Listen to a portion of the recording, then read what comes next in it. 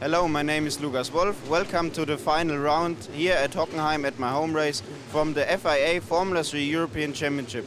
I hope you will enjoy the highlights. It was back to the majestic Hockenheim for the final and deciding fixture of an outstanding FIA Formula 3 Championship season. As has been the case all season, there was a large grid of cars, including some new names, but it was really all about two men, Italy's Raffaele Marcello and his Swedish rival, Felix Rosenqvist.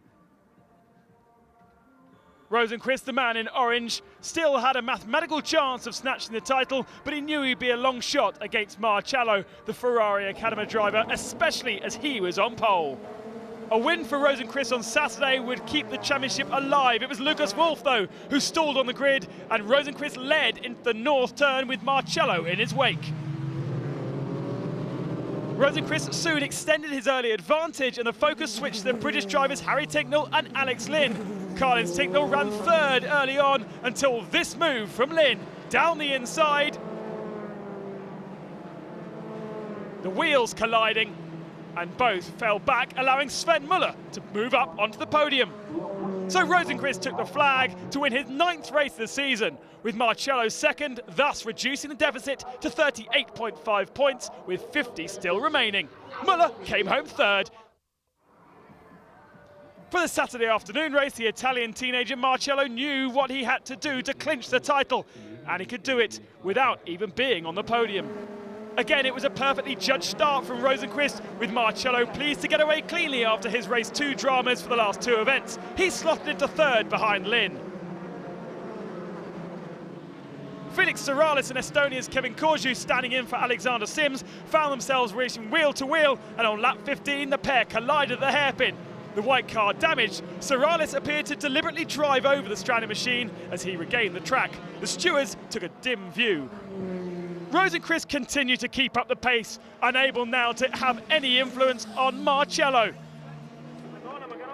The team prepared the board to celebrate the championship. Rosenqvist powered home to his 10th victory, but as he crossed the line to finish, he knew his title hopes were gone. Lynn came home second, ahead of Auer, while Marcello's 4th place was good enough to take the title.